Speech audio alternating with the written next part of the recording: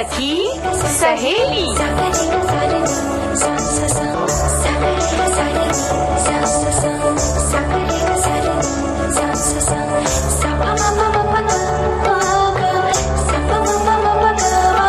सखी सहेली।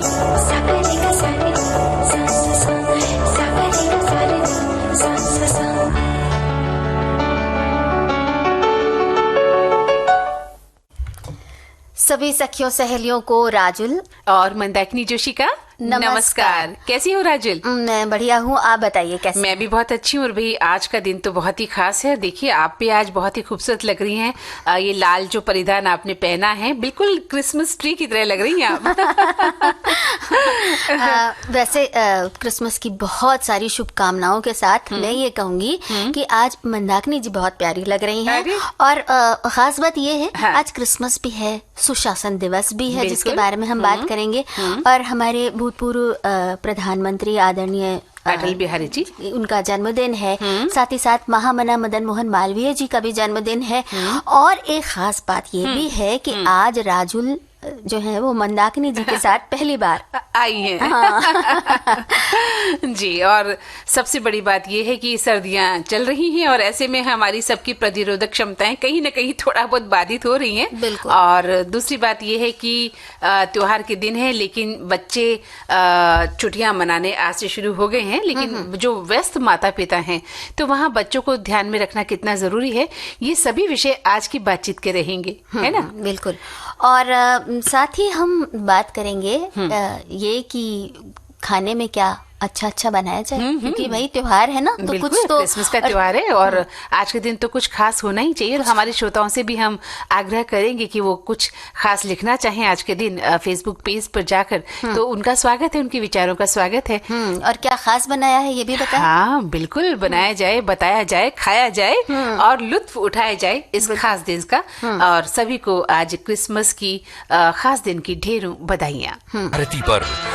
मंदाकिनी जी देखिए, हम जो इतना जिंगल बेल करते हुए, सांता क्लॉज का इंतजार करते हुए, क्रिसमस जब आता है, हाँ। सर्दियां लेकर आता और क्या कुछ नहीं लेकर आता, और हमारे साथी जो हैं वो संदेश भी भेज देते हैं। हाँ बिल्कुल भेजते हैं और हमें इंतजार भी रहता है। और देखिए आज का दिन तो बहुत खास है, खासतौर से बच्चों को जो है सांता क्लॉज जो है बहुत पसंद होते हैं और वे अपनी विश मांगते हैं उनसे कि हमें ये देना प्रभु यीशु, हमें ये देना, और उनकी विश पूरी होती है, बच्चों को विश्वास होता है ना। और आज के दिन जिस तरह से हम क्रिसमस मनाते हैं हमारे देश में, हमारे साथी लोग, हमारे भाई लोग, बहन लोग, तो बहुत ही खूबसूरत दिन है आज का। और बहुत ही अच्छा लगता है जब हम चर्च जाते हैं और वहां पर प्रेयर करते हैं, प्रभु यीशु से प्रार्थना करते हैं। तो हमारे श्रोता भी पीछे क्यों रहेंगे, वो भी अपने बराबर विचार जो हैं लिखेंगे आज के खास दिन पर। लेकिन आज का जो ये दिन है बहुत ही पवित्र दिन है और बहुत ही धूमधाम के साथ मनाया जाता है। और आज का जो उल्लास है पूरी दुनिया में छा जाता है। क्रिसमस को बड़ा दिन भी कहा जाता है, यानी आज से हम कहते हैं कि आज का दिन बहुत बड़ा है। और इस दिन जैसा कि मैंने कहा, चर्च में जाना बहुत अच्छा लगता है, विशेष प्रार्थनाएं की जाती हैं, कैरोल गाए जाते हैं और उसकी तैयारी काफी पहले से शुरू हो जाती है। और क्रिसमस से पहले ही जगह जगह पर प्रभु ईसा मसीह के जीवन की झांकियां सजाई जाती हैं और प्रभु जो यीशु हैं उनको शांति का राजकुमार भी कहा जाता है। और देखिए ना, हमारे कुछ साथियों ने पकवान और केक्स की बात कही है और कहा है कि क्रिसमस का विशेष व्यंजन केक है। और एक वो लिखते हैं कि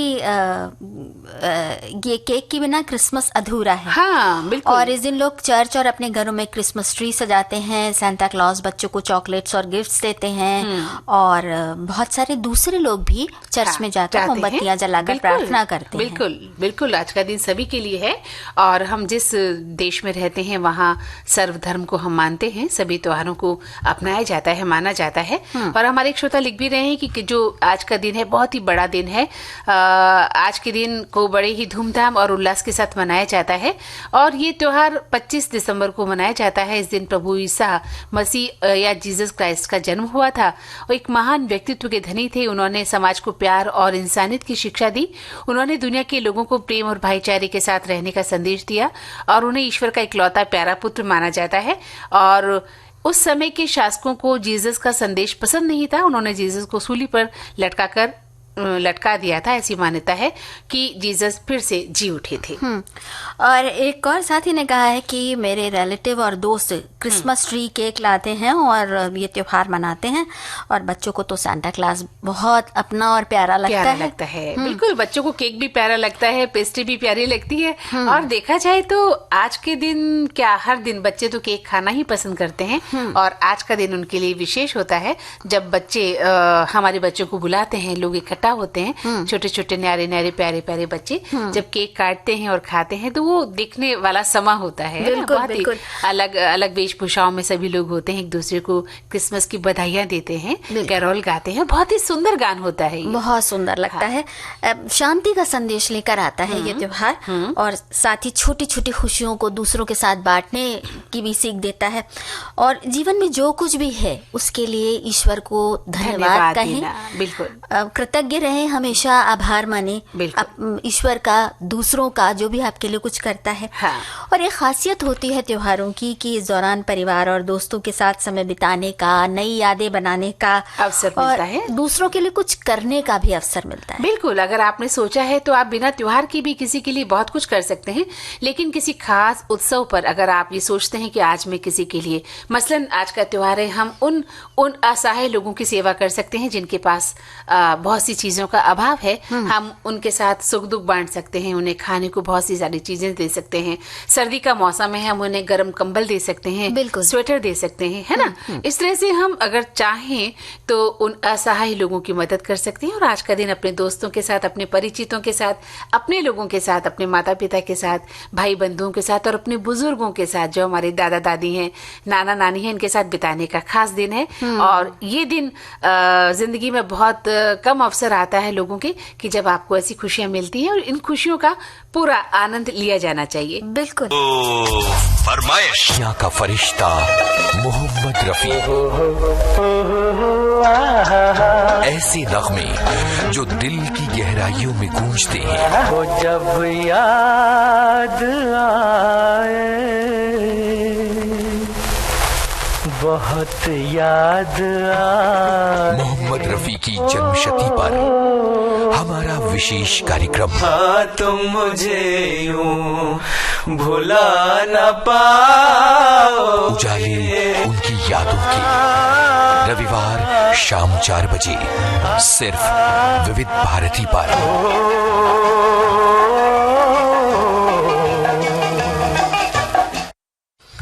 तो राजुल, आज बहुत सारे लोगों ने अपने विचार लिखे हैं। एक लिखते हैं कि आज सरसों का साग बनाने लगी थी, समय का गया, बहुत समय लग जाता है साग को धोना, काटना, फिर बनाना। बहरहाल साग तो बन गया, लेकिन आपका कार्यक्रम मैं सुन रही हूँ।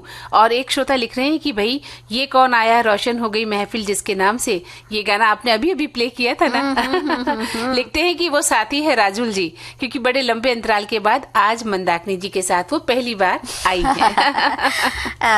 आज हमारे एक और साथी लिख रहे हैं कि आज तुलसी पूजन दिवस भी है, और कह रहे हैं कि ये तो हम तो रोज ही तुलसी पूजन करते हैं। हाँ, बिल्कुल, ये हमारी संस्कृति में शामिल है, तुलसी की पूजा करना और तुलसी के महत्व को समझना।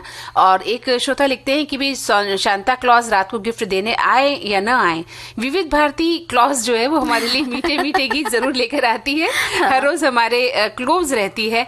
और धन्यवाद विविध भारती को। और एक श्रोता फिर लिख रहे हैं कि भाई सरसों का साग बनाने लगी थी, समय का पता नहीं चला, प्रोग्राम शुरू हो गया है। लेकिन इन्होंने बना लिया है, और अच्छा बना लिया है, तो फिर ठीक है। उसकी कैसे बनाती हैं, अलग अलग तरह से बनाते हैं, हमें ये लिखकर भेजे, क्योंकि अब तो बन गया है। और हम एक ब्रेक ले लेते हैं। बिल्कुल लेते हैं।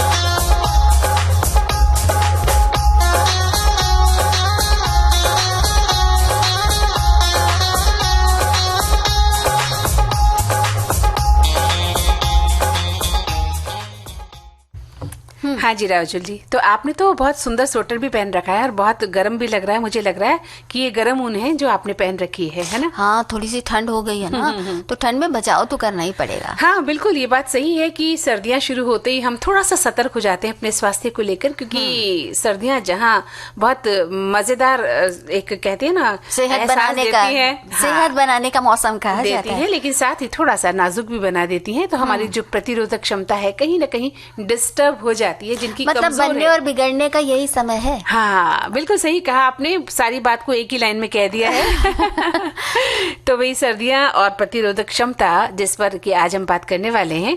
और ये बात सच है कि इन दिनों जो ठंडी हवाओं और रोज गिरते तापमान वाला जो मौसम आ गया है राजुल जी, थोड़ा सा सावधान होने की जरूरत है, क्योंकि मौसम का आनंद भी लिया जाए और यही मौसम हर उम्र की के लोगों के लिए सेहत को बनाने का भी मौसम है। और ये मूल मंत्र भी है कि हम इसी मौसम में जमकर खाएं और खूब मेहनत करें, घूमें फिरें और हंसी खुशी से ये समय बिता दें। मतलब पौष्टिक खाना खाएं, अच्छी तरह पानी पिएं, व्यायाम करें और भरपूर नींद लें, जो हम हमेशा सेहत के लिए करते हैं। बिल्कुल, बस वही है, प्रतिरोधक क्षमता उसी से बढ़ भी सकती है और हो सकता है कि अगर थोड़ी सी लापरवाही बरती जाए तो सर्दियों में बिगड़ भी सकती है। तो आज वही बात है कि खाने पर ध्यान दिया जाए। तो सर्दी खाने पीने का ही मौसम कहलाता है और इस मौसम में भूख भी अच्छी तरह लगती है। ऐसे में खाना क्या खाना है, मतलब ऐसा कुछ खाया जाए जो ठंड से बचाए। हाँ बिल्कुल, लेकिन सबको सब बड़े हजम हो जाए। हाँ, क्या बात है, आपने तो बिल्कुल रदीफ काफिया मिला दिया। तो वजन भी ना बढ़े और हजम हो जाए वाली जो बात है, ये भी बात है कि सबको सब चीज सूट भी नहीं करती। हाँ सही बात है, और ये बात भी सच है कि देखिए हर व्यक्ति हर चीज खा भी नहीं सकता है ना। हम जैसा कहते हैं जरूरी नहीं कि हम उस चीज को एफर्ट कर पाए, लेकिन जो भी खाएं वो थोड़ा सा आपकी सेहत को अच्छा तंदुरुस्त रखने वाला, बासी ना खाएं, भूखे ना रहें। हाँ बिल्कुल, और ठंडा सुबह उठने के बाद 1 घंटे के बाद नाश्ता जरूर कर लें, और ठंडा खाना ना खाएं। इन दिनों गर्म खाना खाएं, चाहे आप रोटी और साग ही खा रहे हो, रोटी सब्जी ही क्यों ना खा रहे हो, तो आप उसे थोड़ा सा ताजा खाएं और गर्म करके खाएं। और भोजन की स्वच्छता का भी ख्याल रखना बेहद जरूरी है। बिल्कुल ठीक है। आजकल खूब सब्जियां आ रही हैं, तो सब्जियों का अपना खाने में काफी इस्तेमाल कर सकते हैं। अलग अलग तरह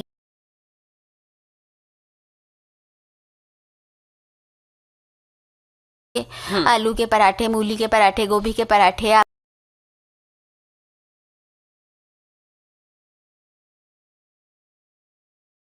कोई ऐसी बीमारी आपको ना हो जो इन पराठों से नुकसान देती हो। तो इन सब का ध्यान रखते हुए आप अपने बच्चों को भी खिलाइए खूब। इन दिनों खाने का मौसम है, बच्चों को खूब हेल्दी भोजन दीजिए। और फलों का सेवन आप कर सकती हैं तो करिए, जैसे अनार है, संतरा है, इन फलों का सेवन करना बहुत ही अच्छा रहता है।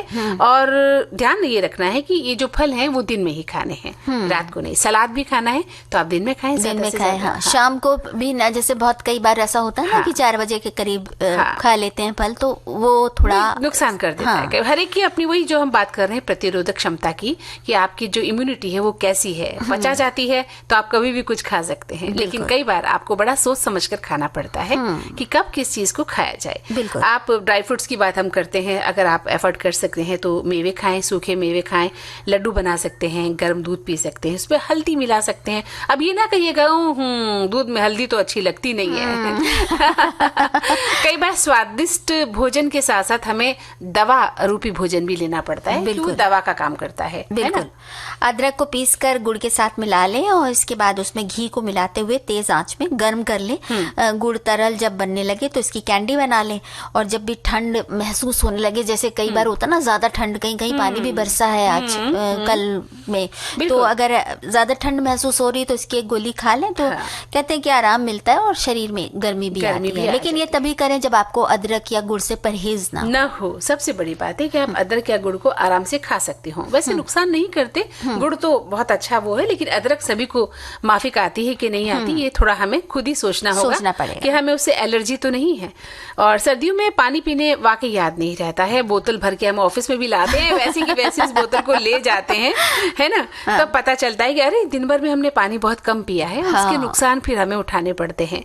तो पानी पीने की याद नहीं रहती है, या याद रहती भी है तो हम टाल चाहते हैं कि पानी कौन पिए सर्दी के मौसम में, तो डिहाइड्रेशन की शिकायत आपको हो सकती है, कब्ज की शिकायत भी आपको हो सकती है।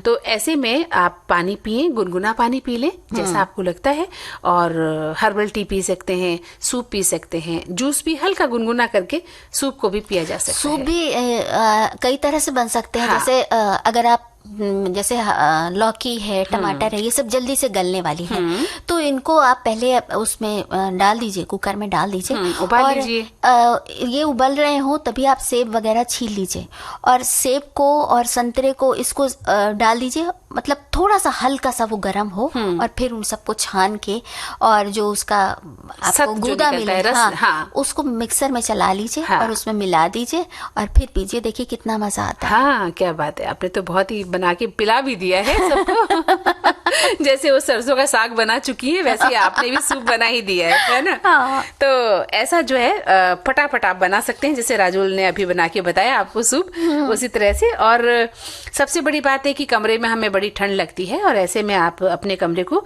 बहुत ज्यादा गर्म भी ना रखें, लेकिन हाँ, एयर कंडीशन भी आपका कमरे में होना चाहिए। ये ना हो कि आप हीटर लगा दें और कमरे को बिल्कुल बंद कर दें, बाहर की हवा आनी बंद कर दें, बंद हो जाए, ये भी एक्सपोजर का खतरा रहता है। बहुत बहुत गलत बात है। तो ताजगी जरूरी है आपके कमरे में, ताकि आपके शरीर में भी ताजगी बनी रहे, सुस्ती ना आए। कमरे को हल्का सा खोल के रखें, खिड़कियों को खोलें, ताजी हवा को आने दें, और हाँ, हीटर का इस्तेमाल करें। और लेकिन हाँ, जब सुबह आप जागते हैं तो बिस्तर से और कमरे से बाहर अचानक न निकले, क्योंकि आपके शरीर का तापमान बिल्कुल अलग होता है और बाहर का तापमान बिल्कुल अलग होता है। तो थोड़ा सा अपने आप को सहज कर लें, शारीरिक तौर पर, मानसिक तौर पर। उसके बाद आप घर से बाहर निकलें, कमरे से बाहर निकलें, गर्म कपड़े पहने, हल्की कसरत कर सकते हैं, व्यायाम कर सकते हैं, ताकि शरीर में रक्त का संचार सही हो और शरीर के अंदर थोड़ा सा गर्मी आ जाए। और गर्माहट देने की बात हो रही है, तो पैदल चलना तो सबसे अच्छा है। ये तो हमेशा के लिए। हाँ, लेकिन अब वॉक करने वाले बहुत सारे हमारे साथी होंगे, लेकिन अगर आप मुंह अंधेरे टहलने के आदी हैं, तो अब सर्दियों में ये जरा अपना रूटीन थोड़ा बदल लीजिए, और जब धूप निकल आए तब जाएं बाहर, हल्का रोशनी जो हो जाए, क्योंकि इन दिनों मुंह अंधेरे निकलने से आपको ठंड लग सकती है, और कोहरा होता है, और दुर्घटनाएं भी हो जाती है, आपको पता नहीं चलता है। तो ऐसे में आप अगर साइकिल चलाना चाहते हैं, साइकिल चलाना पसंद करते हैं, वो भी हल्की रोशनी हो जाए, उसके बाद आराम से निकलिए। और अगर कुछ लोग बाहर नहीं भी जा सकते अत्यधिक व्यस्तता के कारण या किसी भी कारण से, तो एक ही जगह पर खड़े होकर थोड़ा टहल सकते हैं, दौड़ लगा सकते हैं, हल्के हल्के जॉगिंग कर सकते हैं। शुरुआत में 2-3 मिनट कर लेंगे, काफी हो जाएगा, गर्माहट आ जाएगी। और सूर्य नमस्कार भी कहते हैं, बड़ा फायदेमंद है, इससे भी शरीर में गर्माहट आती है, और पूरा शरीर जो है एकदम बिल्कुल चुस्त दुरुस्त हो जाता है। ये तो बात सही है राजुल, की सूर्य नमस्कार अगर जिसने कर लिया तो वो तो उससे समझ लो पूरा योगा कर लिया, उसके बाद बचता भी क्या है ना। तो सूर्य नमस्कार अगर आप कर सकते हैं तो सबसे फायदेमंद है, लेकिन नहीं कर सकते तो कोशिश कर सकते हैं कि एक से शुरू कर लें। हाँ, प्राणायाम लेकिन रोज करें। प्राणायाम भी रोज करें, क्योंकि इससे शरीर का तापमान संतुलित रहता है। अब एक बात यह है कि बहुत से लोग तो सर्दियों आते ही जो है बिल्कुल नहाने से गुड बाय कर लेते हैं, कहते हैं अब नहाना ही नहीं है। तो भाई नहाएं धोएं, लेकिन कुछ अच्छी तरह से, जैसे हल्की सी मालिश कर लें, गुनगुने पानी से नहाएं, कोई उपटन लगा लें दिन के वक्त, और थोड़ी इस तरह से जैसे जो नहाएंगे तो उससे थोड़ी ताजगी आएगी, अच्छा लगेगा, चुस्ती आएगी। देखिए, अगर आप बीमार हैं या आपको बुखार होता है या हल्का टूटन है तो नहाना कैंसिल कर सकते हैं, लेकिन सर्दी में रोज ही नहाना चाहिए। हल्के गुनगुने पानी से नहाएं, तेल लगाएं, मस्त रहें। देखिए कितना अच्छा लगता है नहाकर। एक बार को लगता है कि कौन वॉशरूम में जाएगा, कौन नहाएगा, लेकिन जब नहाकर आप निकलते हैं और आपने शरीर में तेल की मालिश कर ली होती है और बाहर आकर गर्मा गर्म चाय, कॉफी, दूध आप पीते हैं तो बहुत अच्छा लगता है। बहुत अच्छा लगता है, सही बात है। और त्वचा को अच्छे से मॉइस्चराइज करें, एड़ियां, होठों को फटने से बचाएं, वैसलीन, चैपस्टिक ये सब इस्तेमाल करते रहें। ग्लिसरीन में नींबू का रस मिलाकर लगा सकते हैं। पैरों की मालिश करके सर्दी से आपको ज्यादा आराम मिलेगा। हाँ। और कपड़ों की जहाँ तक बात है तो बहुत भारी भरकम कपड़े पहनने की बजाय आप जैसे कई लेयर के कपड़े पहन लें, पतली पतली लेयर के कई कपड़े पहन लेंगे तो उससे सर्दी लगने की संभावना बिल्कुल नील हो जाती है, नगण्य हो जाती है। तो दस्ताने मोजे पहन के रखिए। ये नहीं कि हम नहीं पहनते, हमें ठंड नहीं लगती, क्योंकि वो लग जाती चुपके से ठंड का अच्छी नहीं लगता है, हमारी आदत में नहीं है, इस तरह की बातें भी हम करते हैं कई बार, वो हमारे लिए नुकसानदेह हो जाता है। और एक बात और है कि आप कुछ भी पहने लेकिन अंदर का जो वस्त्र है वो सूती होना चाहिए, सूती होना चाहिए। अंदर आप ऊनी कपड़ा ना पहने, उसके ऊपर ऊनी लेयर पहन ले। जैसे अंदर आपने अगर सूती बनियान या समीज पहन लिया, उसके ऊपर आप अपना कोई भी गर्म वस्त्र पहन सकते हैं, लेकिन अंदर का कपड़ा आपका सूती हो तो वो शरीर को, आपकी स्किन को भी राहत देगा। बिल्कुल बिल्कुल। और अब मौसम आएगा जाएगा, प्यार सदा मुस्काएगा।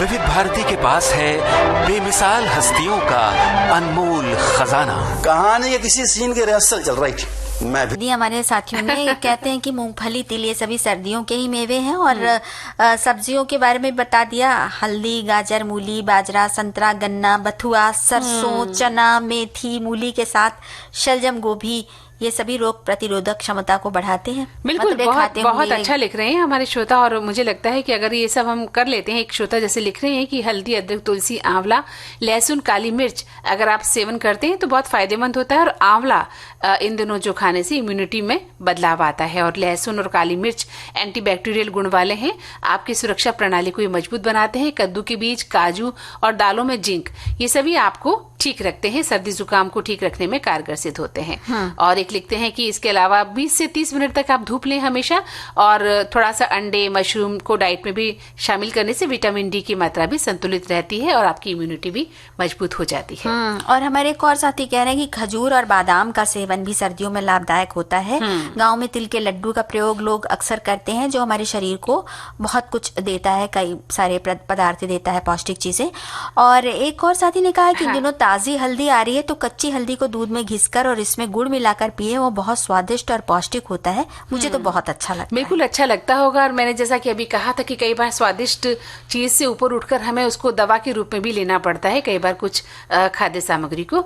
और एक श्रोता लिख रहे हैं कि इन दिनों तो तिल के लड्डू जो है, गाजर का हलवा भी सेहत के लिए काफी अच्छा है, आप इसे भी खा सकते हैं, अपने आप को सुरक्षित रख सकते हैं। साथ ही घरेलू नुस्खे भी आजमाएं, दालचीनी है, कलमी है, तुलसी है, लवंग है, अदरक है, इसकी चाय पिए, और रात को सोते समय हल्दी का गर्म दूध पी लें।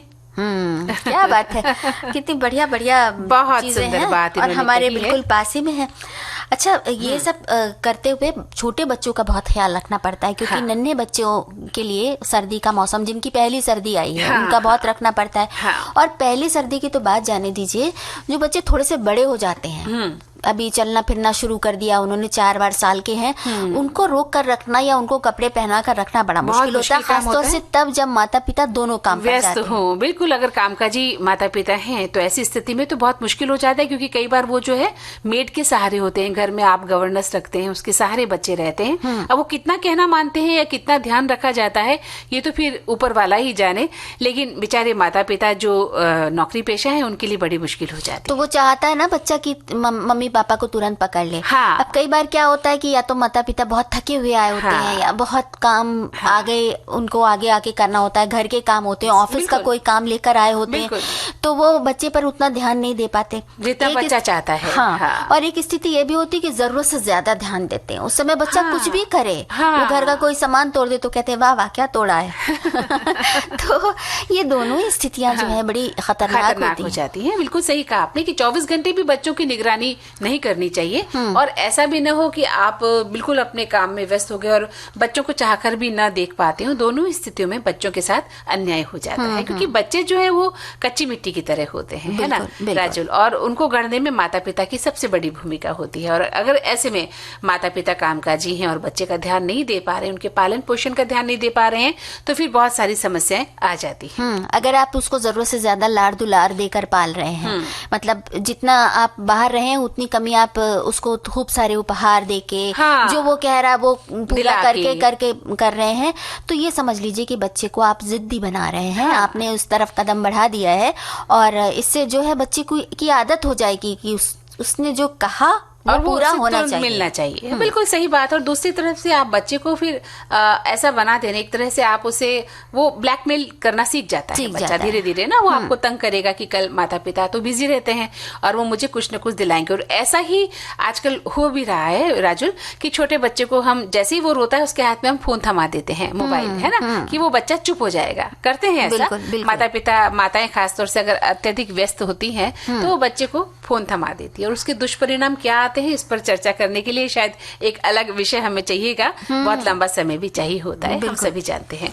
तो बच्चों को ध्यान रखिए, बच्चों को प्यार करिए। आप अगर बहुत ज्यादा व्यस्त हैं तो दोनों दंपत्ति जो है आपके घर में, वो इस बात को आपस में बात करके सुलझाए कि कब किसको कितना वक्त देना है। एक ना एक जरूर रहे बच्चे के एक साथ। बच्चे का रहे। और जैसे ये जरूर हो कि जब आपको अगर मान लीजिए काम भी करना है तो बच्चे को साथ साथ रखें। हाँ। और जैसे आप अगर कुछ घर का काम कर रहे हैं तो उसको कुछ एक छोटा सा काम दे दिया, हाँ। कि चलो तुम ये कपड़े तह कर दो। हाँ। अब वो बच्चा घंटों लगा देगा। हाँ, लेकिन उसको लगेगा कि मैं साथ में है ना, और वो बच्चे का ध्यान भटक जाएगा मूल बात से। अगर वो तंग करने में है या शैतानी करने में है या खासतौर से इस ठंड के मौसम में वो आनाकानी करता है खाने पीने से, अच्छे कपड़े पहनने से, गर्म कपड़े पहनने से, तो आप उसको कहीं ना कहीं व्यस्त रख सकती हैं। उसको पढ़ाई लिखाई कराएं, समय पर कराएं। मोबाइल से जितना दूर रख सकते हैं आप उन्हें रखें। हालांकि आजकल देखा जा रहा है राजुल कि बच्चा जब 7th 8th में भी पढ़ रहा है तो उसका सारा काम मोबाइल से ही हो रहा है। लेकिन उसके अलावा वो कम से कम समय मोबाइल पर दे, आप उनके साथ खेलें, समय निकालिए, बच्चों को खिलाएं। और जब आप खेल रहे हो तब आपके हाथ में मोबाइल नहीं होना चाहिए। नहीं तो बच्चे को लगेगा कि आप ध्यान ही नहीं दे रहे। हाँ, ये नहीं हो कि आपका ध्यान मोबाइल पर है और आप बच्चे को केवल टाइम पास कर रहे हैं। बच्चा समझ जाता है कि आपका ध्यान किधर है। आपको पूरा उधर ध्यान देना ही होगा। बिल्कुल। और अगर जब आप खेल रहे हैं उसके साथ आप तो उसे बताइए ये बात कि भाई जो नहीं आप रह पा रहे हैं उसके साथ हर वक्त नहीं रह पा रहे, तो इसकी क्या वजह है और ये क्यों ज़रूरी है आपका बाहर जाना। और आपको भी अच्छा लगता है कि जब बच्चा साथ होता है, हम दोनों जब मिलकर साथ में खेलते हैं तो बड़ा मजा आता है। लेकिन अब जाना तो ज़रूरी है ना, वो तो ज़रूरी बात।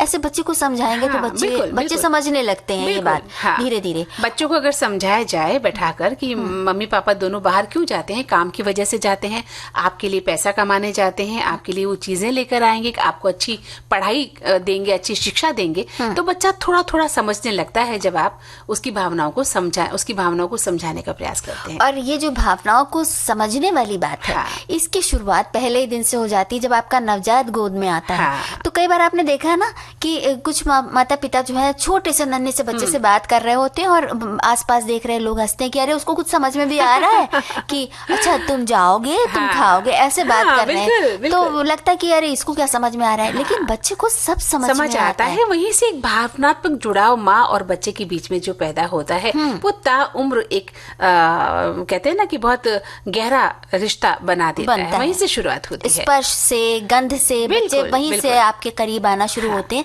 और खास बात यह है कि बच्चों का जो अच्छा विकास होता है वो तभी होता है जब वो एक करीबी, एक आत्मीयता महसूस करते हैं। बहुत जरूरी है। और देखिए ये तो इंसान की बात है, जब हम अपने घर में पेट पालते हैं ना, उससे भी हम कितना बतियाते हैं, देखा आपने, है ना।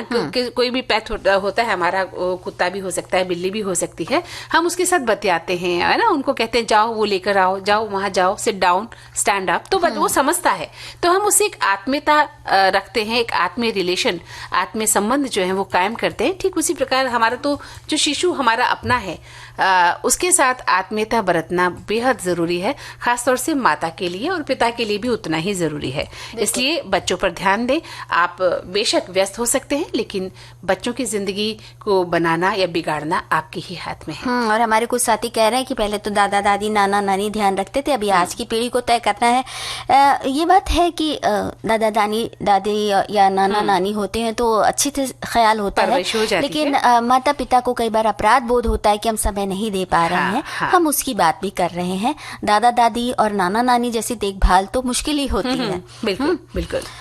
लेकिन जितना हो अपने बच्चे की देखभाल आपको करनी ही है, ये आपका परम दायित्व बनता है। बिल्कुल। और हम एक संदेश सुन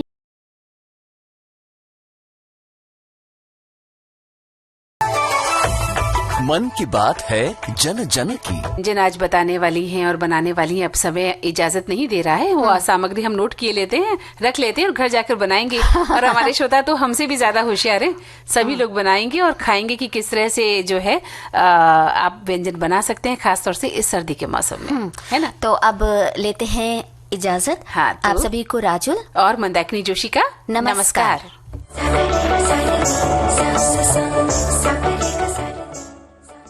इस कार्यक्रम की प्रस्तुतकर्ता अनुश्री पाठक। सखी सहेली